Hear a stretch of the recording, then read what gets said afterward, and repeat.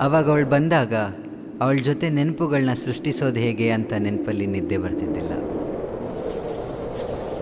ಇವಾಗ ಅವಳು ಹೋಗುವಾಗ ಅವಳ ಜೊತೆಗಿನ ನೆನಪುಗಳನ್ನ ಮರೆಯೋದು ಹೇಗೆ ಅನ್ನೋ ನೆನಪಲ್ಲಿ ನಿದ್ದೆ ಬರ್ತಿಲ್ಲ. ಯಾಕಂದರೆ ಅವಳನ್ನ ನಾನು ಅಷ್ಟು ಪ್ರೀತಿಸಿದ್ನಲ್ಲ.